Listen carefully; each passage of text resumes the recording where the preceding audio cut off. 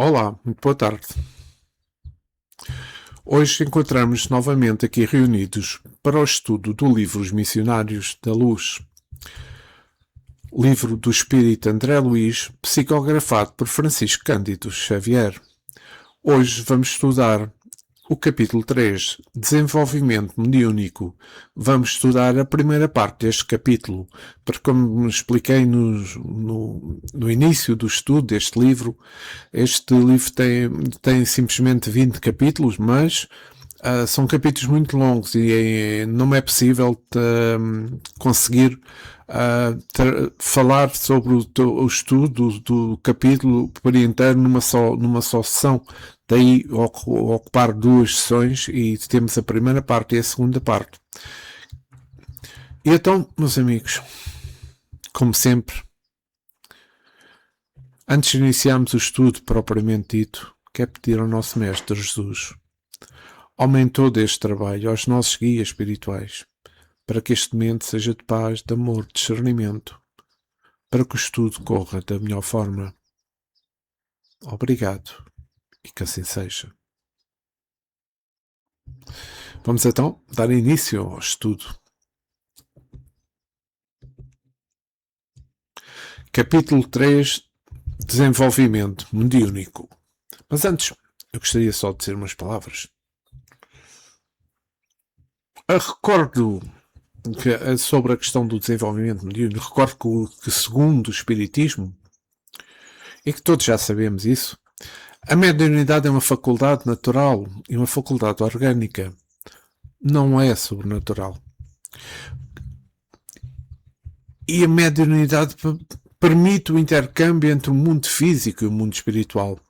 Todos os seres possuem um grau de sensibilidade, sendo médios aqueles que têm a faculdade que é mais ostensiva.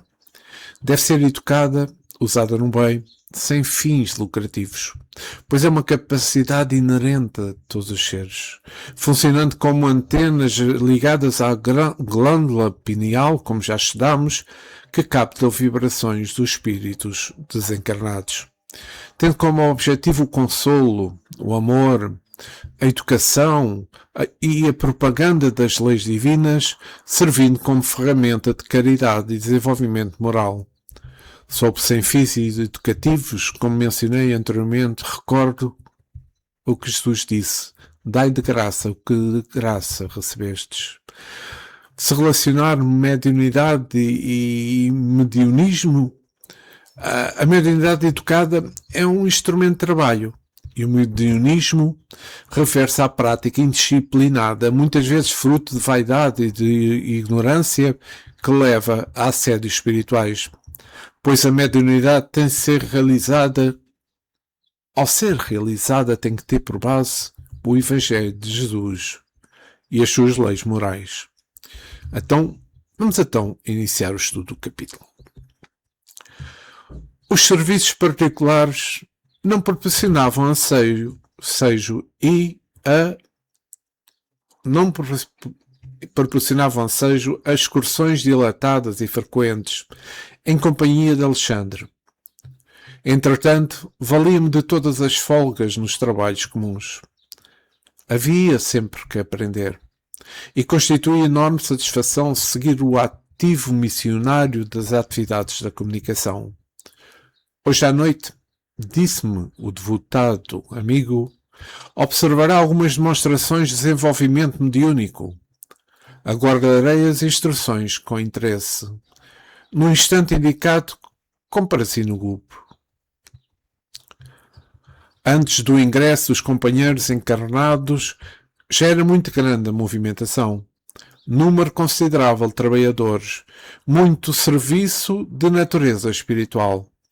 Admirava as características dos socorros magnéticos dispensados às entidades sofredoras, quando Alexandre acentuou: porquanto os nossos esforços são mais frutíferos ao círculo dos desencarnados infelizes. As atividades beneficentes da casa concentram-se neles, em maior proporção. porque os encarnados, mesmo aqueles que já se interessam pela prática espiritista, muito raramente se dispõem com sinceridade ao aproveitamento real dos valores legítimos da nossa cooperação. E depois de longa pausa, prosseguiu. É muito lenta e difícil a transição entre a animalidade grosseira e a espiritualidade superior. Neste sentido, há sempre entre os homens e o oceano das palavras, nesse sentido, há sempre entre os homens um oceano de palavras e algumas gotas de ação. Agora sim está correto o texto. E então, esta parte clique, onde por enquanto nossos esforços são mais frutíferos ao círculo dos encarnados, como a Anicete mencionou, as atividades beneficentes da casa concentram-se neles em maior proporção, porque os encarnados, mesmo aqueles que já se interessam pela prática espiritista, muito raramente se dispõem com sinceridade ao aproveitamento real dos valores legítimos da nossa cooperação. Este parágrafo que eu realcei, que voltei a ler, este parágrafo indica que o auxílio espiritual se concentra nos desencarnados, que é o caso que estamos a ler este texto, porque os encarnados raramente aproveitam com sinceridade a cooperação espiritual, faltando esforço real para aplicar os ensinamentos, apesar do seu interesse teórico na prática espírita. Que interessante. Então, as atividades beneficentes dão prioridade aos desencarnados que estão mais receptivos ao auxílio e à renovação. É claro. E de acordo com o Espiritismo, as atividades beneficentes no plano espiritual, como o socorro espiritual e também as sessões de desobsessão, dão prioridade aos desencarnados que mostram receptividade. Eles mostram já arrependimento ou também o desejo da renovação. Então a chave para o resgate não é apenas a gravidade do sofrimento, mas a intensidade do remorso que a pessoa já tem, neste caso o ser desencarnado já tem, e o desejo de mudar do espírito sofredor.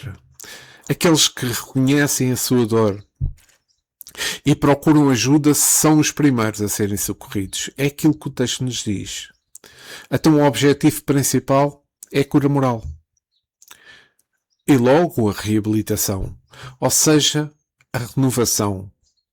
Os espíritos estão mais abertos ao auxílio e recebem suporte para entender a sua nova condição e iniciar a renovação das suas energias. Os socorristas espirituais não podem forçar a salvação a ninguém. O socorro só é eficaz se houver aceitação da ajuda pelo desencarnado, pois o livre-arbítrio é respeitado. Quanto aos encarnados, muitos encarnados aproximam-se do espiritismo apenas por curiosidade ou interesses inferiores, sem o desejo genuíno de transformação interior. A cooperação espiritual visa o progresso moral, mas o aproveitamento real exige esforço. Como todos sabemos. Existe também sinceridade. Existe mudança de atitude por parte dos encarnados, o que por vezes não querem fazer. O que por vezes torna-se raro fazer. Os instrutores espirituais agem com entendimento, dedicando esforço, onde há maior probabilidade de colher frutos evolutivos. Há aqui uma questão sobre a cura moral dos encarnados que eu li na Revista Espírita de 1865, do mês de julho, sobre o tema Questões e Problemas, Cura Moral dos Encarnados, com um pequeno texto que eu vou ler, que eu acho que é extremamente interessante, com base naquilo que eu transmiti há pouco. Muitas vezes vêm-se espíritos da natureza má ceder muito prontamente à influência da moralização e se melhorar. Pode-se agir do mesmo modo sobre os encarnados, mas com muito mais trabalho. porque a educação moral dos espíritos encarnados é muito mais fácil do que os dos encarnados. Esta pergunta que eu coloquei agora, ela foi motivada pelo seguinte facto. Um jovem cego, há 12 anos, tinha sido recolhido por um espírita dedicado, que se havia empenhado em curá-lo pelo magnetismo, pois os espíritos haviam dito que isso era possível. Mas o jovem, em vez de se mostrar reconhecimento pela bondade de que era objeto, e sem a qual teria ficado sem asilo e sem pão, só teve ingratidão e mau procedimento, e deu provas do pior caráter. Consultado a respeito disto, respondeu o espírito de São Luís: esse jovem, como muitos outros, é punido por onde pecou e suporta a pena da sua má conduta. Sua enfermidade não é incurável. É uma magnetização espiritual praticada com zelo, devotamento e perseverança. Certamente teria êxito ajudada por um tratamento médico destinado a corrigir o seu sangue viciado. Já haveria uma sensível melhora em sua visão, que ainda não está completamente extinta. Se os maus fluidos de que está cercado e saturado não opusessem um obstáculo à penetração dos bons fluidos, que, de certo modo, são repelidos. No estado em que ele se encontra, a ação magnética será impotente enquanto, pela sua vontade e sua melhoria, ele não desembaraçar-se destes fluidos perniciosos. É, pois, uma cura moral que se deve obter, antes de procurar a cura física. Uma mudança de direção no seu comportamento é a única forma que pode tornar eficazes os cuidados do seu magnetizador, que os bons espíritos procurarão ajudar. Caso contrário, deve-se esperar que ele perca o pouco de luz que lhe resta e que seja submetido a novas e muitas terríveis provações que terá que sofrer. Agi, pois, sobre ele, como fazeis, sobre os maus espíritos desencarnados, que quereis trazer ao bem. Ele não está sob uma obsessão. É a sua natureza que é má, e que, além disso, perverteu-se no meio onde viveu. Os maus espíritos que o assediam só são atraídos pelas semelhanças com ele próprio. À medida que ele se melhora, eles se afastarão. Só então a ação magnética terá a sua eficácia. Dai-lhes conselhos. Explicai pela sua posição que várias pessoas sinceras se unem um pensamento para orar, a fim de atrair influências salutares para ele. Se ele as aproveitar, não tardará a experimentar os bons efeitos, porque será recompensado por uma sensível melhora na sua posição. Esta instrução nos revela um facto extremamente importante. O obstáculo oposto pelo estado moral, em certos casos, à cura dos males físicos. A explicação que eu li é de uma lógica incontestável, mas não poderia ser compreendida pelos que apenas veem em toda a parte a ação exclusiva da matéria. No caso que se trata, a cura moral do paciente encontrou sérias dificuldades. Foi o que motivou a pergunta acima, proposta na Sociedade Espírita de Paris. 6 respostas foram obtidas, todas concordando perfeitamente entre si. Citaremos apenas 2 para evitar repetições inúteis. Escolhemos aquelas em que a questão é tratada com mais desenvolvimento. Como o espírito desencarnado vê manifestamente o que se passa e os exemplos terríveis da vida, compreende tanto mais rapidamente o que os exortam a querer e a fazer. Por isso, não é raro ver espíritos desencarnados dissertarem sabiamente sobre as questões que a vida estava longe de comovê-los. A adversidade amadurece, o pensamento. Esta expressão é verdadeira, sobretudo para os espíritos desencarnados, que veem de perto as consequências da sua vida passada. A despreocupação e a ideia pré-concebida, ao contrário, triunfam nos espíritos encarnados.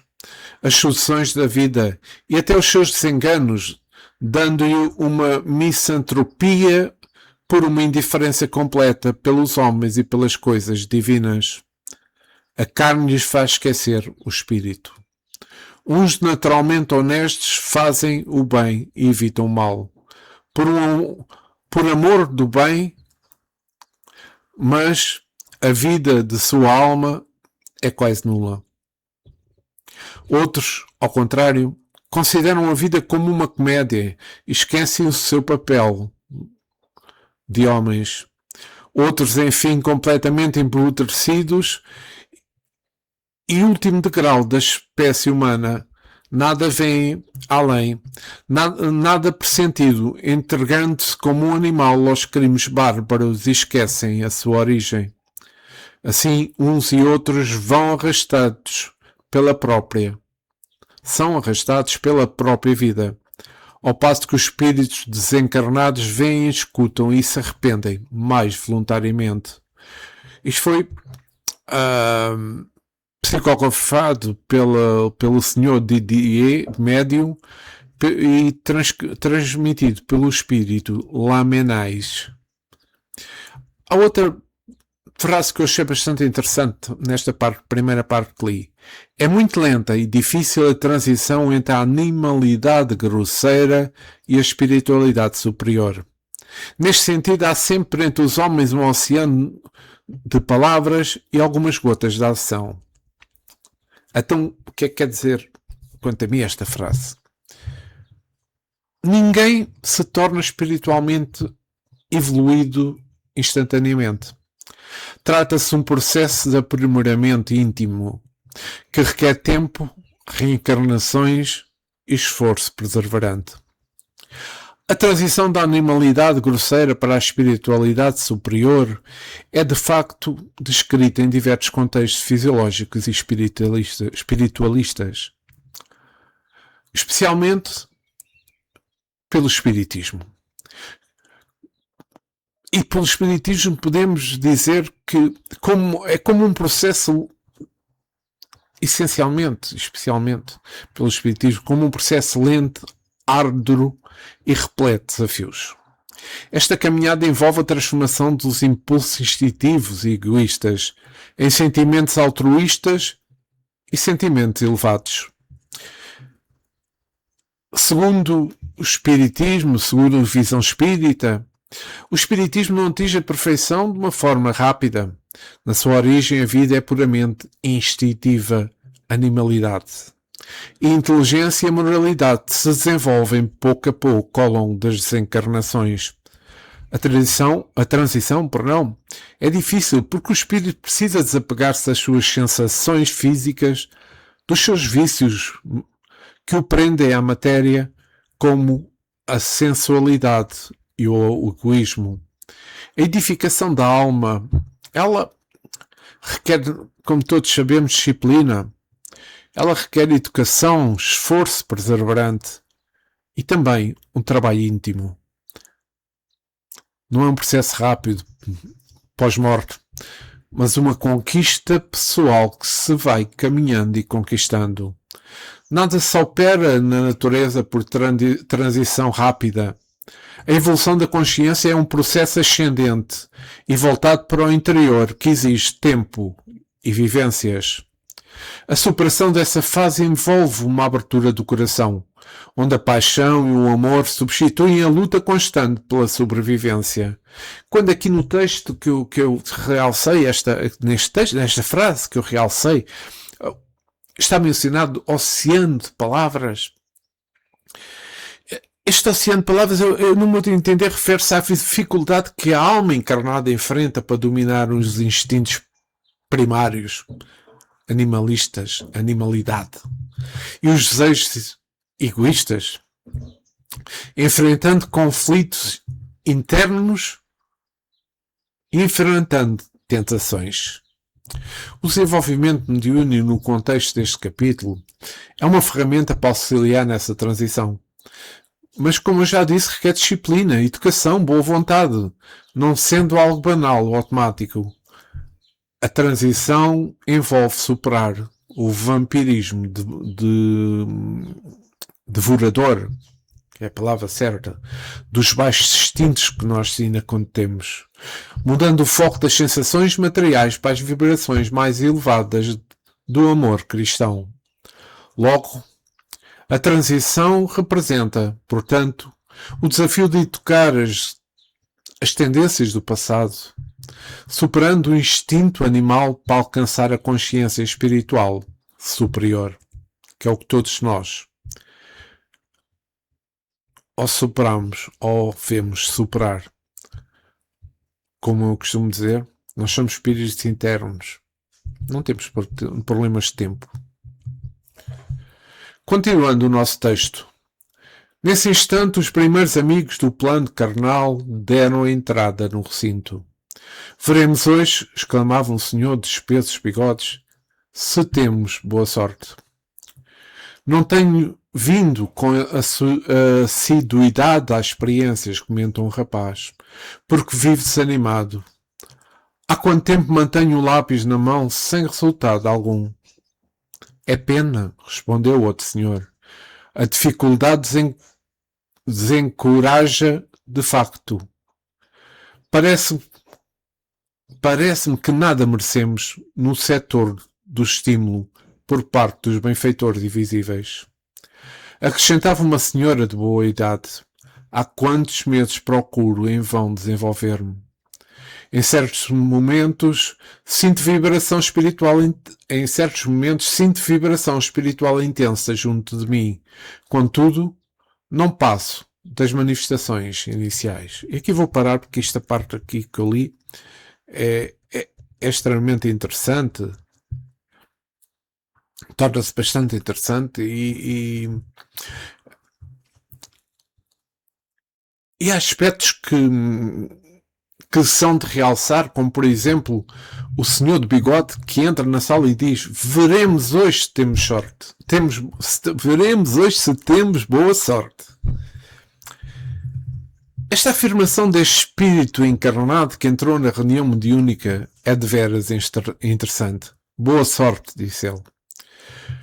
Isto é como que no plano espiritual os espíritos benfeitores escolhessem ao acaso quem ajudar.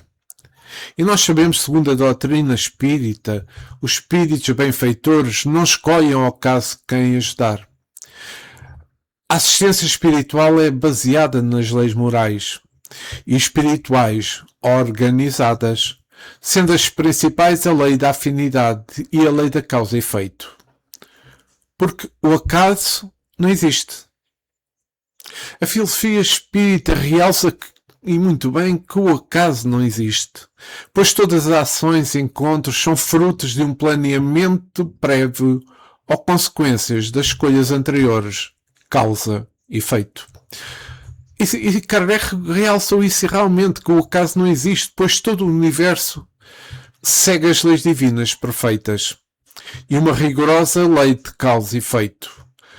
Aparentes coincidências ou infortúnios são, na verdade, eventos programados ou consequências de ações passadas, muitas vezes imperceptíveis à nossa compreensão atual. Desta parte do texto que li, eu também queria realçar quando dizem: parece-me que nada merecemos no setor do estímulo por parte dos benfeitores invisíveis, acrescentava uma senhora de boa idade. Há quantos meses procuro em vão desenvolver-me? Então, esta parte torna-se interessante porque acontece no dia a dia, com muita gente. Por vezes não deixa, ou seja, não transmite as palavras que sente interiormente, mas sente isso. Mas eu queria realçar o seguinte. Esta senhora queixa-se da falta de estímulo espiritual dos mentores. E queixa-se porque ela está num processo de desenvolvimento mediúnico. Ao que o instrutor Alexandre responde sobre a necessidade de mérito e de esforço próprio. Esta passagem reflete sobre a compreensão errada que existe de que o desenvolvimento mediúnico apenas depende do auxílio externo, quando na verdade exige, sim, mérito fundamental para o progresso, ou seja, esforço pessoal. O desenvolvimento não é apenas técnico, mas moral. Necessita da reforma íntima.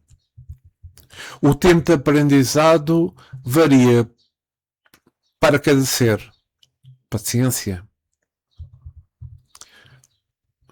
E outra frase que eu achei interessante, em certos modos, sinto vibrações intensas junto de mim, contudo, não passo manifestações iniciais. Então, o sentir vibrações espirituais intensas, sem progredir para as manifestações mais profundas, como por exemplo a evidência, como conhecemos, a audição, a psicofonia, é comum. Indicam uma mediunidade em fase inicial ou fase latente, frequentemente chamada de sensitividade ou percepção vibracional. Aqui estão os pontos principais sobre o que significa e como proceder, baseando em conceitos espíritas. O que são essas vibrações, então? Essa sensação, ou melhor, essas sensações que o espírito encarnado, neste caso a senhora, tem, é o primeiro passo de intercâmbio com o mundo espiritual. Pois você capta a energia, a vibração de um espírito, de um guia ou de um ambiente também. Espíritos de alta vibração, ao se aproximarem, podem causar-se, não por vezes a sensação de arrepios, mas sim a sensação de paz, de calor, leveza. Mas também poderá ser arrepios, mas arrepios é mais quando são espíritos inferiores. Se a vibração estiver baixa, tristeza e medo é o que se sente. Mas também se pode sentir angústia. Existem muitas sensações que podemos ser afetados. Então, porque é que estas sensações que esta senhora está a ter não passam de manifestações iniciais? Porque é preciso a proteção e o autocuidado. O plano espiritual pode estar resguardando-a para que não se assuste ou não sofra um impacto forte antes de estar preparada. A necessidade do estudo, da educação. A mediunidade precisa de educação para evoluir de um fenómeno espontâneo para um consciente e controlado. Também a falta de equilíbrio emocional.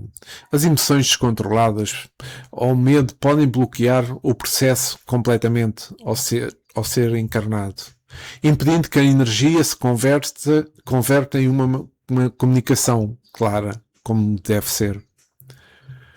Então, como evoluir e como fazer o controle, digamos assim, dessas manifestações? É o estudo e conhecimento. Estudar obras como o Livro dos Médiuns ajuda a compreender os mecanismos, reduzindo o medo e a insegurança. A tal educação mediúnica. Procurar um centro espírita que ofereça grupos de trabalho e prática da mediunidade. Aí irá aprender a sintonizar com espíritos superiores e a gerenciar a sua captação.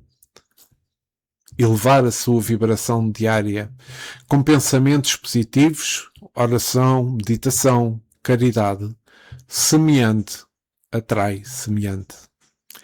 E relembro que este capítulo é o desenvolvimento mediúnico. E Alexandre menciona que os desencarnados fazem pouco aproveitamento dos valores lícitos que nós podemos oferecer. O que é importante, esta parte que eu li, é que para o desenvolvimento mediúnico é preciso empenho. na realidade. E tudo aquilo que eu mencionei. Vamos continuar com o nosso texto. A palestra continuou interessante e pitoresca. Decorridos alguns minutos com a presença de outros pequenos grupos de experimentadores que chegavam solícitos, foi iniciada a sessão de desenvolvimento. O diretor preferiu tocante prece, no que foi acompanhado por todos os presentes. 18 pessoas mantinham-se em perspectiva. Alguns, explicou Alexandre, pretendem a psicografia, outros tentam a mediunidade de incorporação. Infelizmente, porém, quase todos confundem poderes específicos com funções fisiológicas. Acreditam no mecanismo absoluto da realização e esperam um progresso eventual e problemático, esquecidos de que toda a edificação da alma requer disciplina. Requer educação, esforço e perseverança. A mediunidade construtiva é a língua de fogo do Espírito Santo, luz divina para a qual é preciso conservar o pavio do amor cristão, o azeite da boa vontade pura. Sem a preparação necessária, a excursão dos que provocam o ingresso no mundo divisível é quase sempre uma viagem nos círculos da sombra. Alcançam grandes sensações e esbarram nas perplexidades dolorosas. Fazem descobertas surpreendentes e acabam nas ansiedades e dúvidas sem fim. Ninguém pode trair a lei impunemente. E para subir, espírito algum dispensará o esforço de si mesmo, no aprimoramento íntimo. E aqui, nesta parte, que é a parte final deste nosso capítulo, a parte final desta primeira parte, deste novo capítulo, eu vou fazer as seguintes observações. Quando Alexandre, o instrutor Alexandre diz, infelizmente, porém, quase todos confundem poderes psíquicos com funções fisiológicas. Aqui o instrutor Alexandre diz que os encarnados procuram aspectos fisiológicos. Segundo Kardec, a mediunidade é considerada uma aptidão, uma predisposição orgânica a uma resposta prisional do organismo. No entanto, a mediunidade ela não é um órgão físico que pode ser retirado, mas sim uma faculdade que reside no indivíduo ligado ao perispírito. E já falámos isso quando estudamos a glândula pineal ou epífise. E a Kardec aponta que a mediunidade, especialmente a mediunidade de efeitos físicos, depende da constituição do médio, estando ligada à maior ou menor facilidade de assimilação do perispírito médio pelo dos espíritos. A mediunidade é inerente a quem possui essa sensibilidade, sendo um meio de interação entre os vivos e os espíritos desencarnados. A mediunidade pode passar por períodos de dispensação ou intermitência, cessando quando a causa que a produz, física ou espiritual, é removida. Ela pode ser desenvolvida quando o princípio existe no organismo, mas não pode ser adquirida se não houver essa aptidão inata. Entende-se que a faculdade mediúnica é um reflexo do espírito, mas que usa o organismo físico como instrumento para a comunicação, através da pineal. Para Kardec, a mediunidade está ligada ao organismo como um instrumento de manifestação, mas a sua essência reside no espírito, podendo ser exercida com diferentes graus de intensidade, dependendo da constituição orgânica e da afinidade fluídica. Então, o que Alexandre quis dizer que os encarnados acham que o desenvolvimento mediúnico são simples questões fisiológicas e pelo aquilo que eu li de Kardec, a mediunidade está localizada no organismo, mas o uso que se faz dela não depende de fatores orgânicos. Também na frase do instrutor Alexandre, acreditam no mecanismo absoluto da realização e esperam o progresso eventual e problemático, esquecidos de que toda a edificação da alma requer disciplina, educação, esforço e perseverança. Esta frase critica a procura de resultados espirituais fáceis. E também esta frase realça que o verdadeiro crescimento da alma exige disciplina, exige esforço, como diz o instrutor Alexandre, esforço pessoal e educação, não apenas a espera passiva por progresso. Então qual é que é o mecanismo absoluto da realização? Ou seja, critica a crença de que a mediunidade ou a evolução espiritual ocorrem automaticamente sem esforço. Mas não é verdade. A ideia de que esperar por progresso sem esforço leva a resultados incertos e superficiais é um problema para todos nós. A evolução espiritual é construída através de disciplina, educação, esforço e perseverança. A necessidade de aprimoramento íntimo para evitar círculos de sombras e desilusões. Acho que não há progresso, como eu já falei, sem o trabalho pessoal, de aprimoramento moral, mas também de aprimoramento intelectual. A frase de que a edificação da alma requer disciplina, educação, esforço e perseverança é o princípio fundamental no aprimoramento íntimo e na mediunidade construtiva. Esse processo não é automático, como todos sabemos e como eu já referi e como todos já leram de certeza absoluta, exigindo de educação contínua para evitar uma excursão mediúnica, poderia chamar assim, que se torna uma viagem pelas sombras.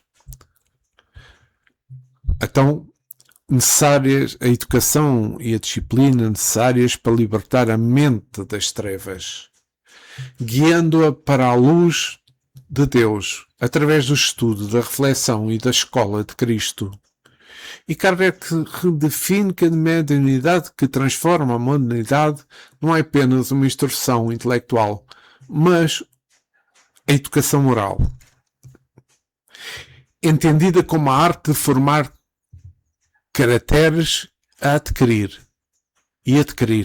além disso, bons hábitos. Não esquecendo que a disciplina é algo constante da nossa vida. Não podemos esquecer disso.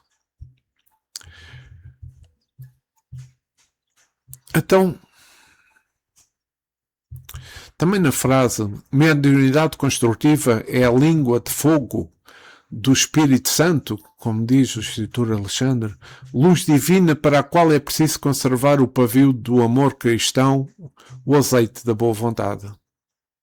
Então, aqui temos a definição da mediunidade construtiva como uma ferramenta divina de iluminação e de auxílio ao próximo.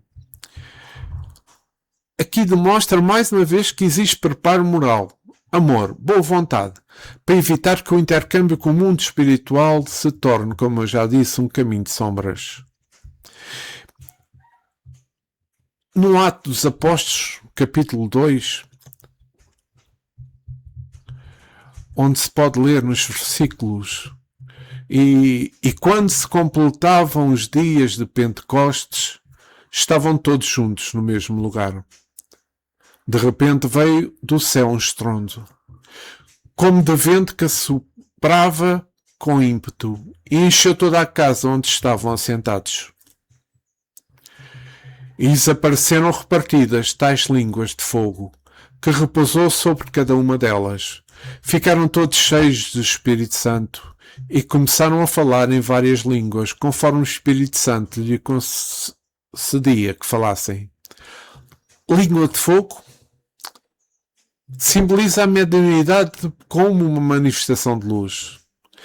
conhecimento, uma manifestação de amor, tal como Pentecostes, focada em edificar e também eliminar. Então nós temos o pavio do amor cristão. Este pavio do amor cristão, que não, peço desculpa, só voltar aqui atrás, como diz o instrutor Alexandre, este pavio do amor cristão representa a necessidade de manter o sentimento do amor ao próximo e a caridade como base de toda a prática mediúnica, ou seja, o amor cristão. E quando ele diz azeite da boa vontade pura, isto indica a intenção de sincera e o esforço constante no bem sem interesses pessoais ou egoísmo. Necessidade de preparo. A verdadeira mediunidade, segundo esta visão espírita, exige a limpeza do vaso, que é o médio, através da reforma íntima e do estudo, para que a comunicação seja instrutiva e elevada, e não uma descida aos círculos da sombra.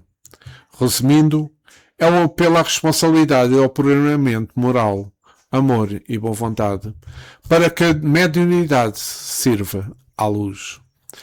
Também quando ele diz, quando o instrutor Alexandre diz estas duas frases: sem a preparação necessária e a excursão dos que provocam o ingresso no reino invisível, é quase sempre uma viagem nos círculos da sombra. Alcançam grandes sensações e esbarram nas perplexidades dolorosas, fazem descobertas surpreendentes e acabam nas ansiedades e dúvidas sem fim. Ninguém pode trair além impunemente, e para subir espírito algum, dispensará o esforço de si mesmo no aprimoramento íntimo. Esta parte do texto que eu li, ele alerta para a necessidade novamente do esforço próprio, mas também alerta para a reforma íntima, sublinhando que a evolução espiritual é pessoal e não dispensa o aprimoramento moral, evitando a traição da lei divina. Para se entrar na mediunidade, as dúvidas vão surgindo e o exercício da mediunidade sem esses requisitos vai acabar por ser desviado para as vaidades que ainda carregamos na Terra, mas também para os nossos interesses pessoais. A evolução é um processo de esforço pessoal e aprimoramento moral. A encarnação na Terra é uma oportunidade de aprendermos. Onde os espíritos enfrentam provas, é o que nos está a acontecer. Colhem as consequências dos seus atos e progridem através do mérito próprio, superando paixões e aprimorando a consciência. O instrutor Alexandre, no livro, ele aborda estes temas no contexto da mediunidade e das consequências do envolvimento com espíritos de baixa condição moral. Ele destaca: quem negligencia o aprimoramento cai em perplexidade, ansiedades e dúvidas. A subida espiritual, que é o que ele menciona, exige o esforço próprio, a transformação interior, não havendo atalhos. O texto também contextualiza a necessidade de vigilância sobre os pensamentos, a necessidade de vigilância sobre os comportamentos, para evitar a sintonia com entidades negativas. Esta parte do texto é um chamado à responsabilidade individual do desenvolvimento espiritual, realçando que a evolução depende do esforço pessoal. Também reflete a lei da causa e efeito e o livre-arbítrio no espiritismo, sublinhando que a evolução é um processo individual, inevitável de aprimoramento moral. A dor, as perplexidades resultam de ações passadas, neste caso, ações passadas.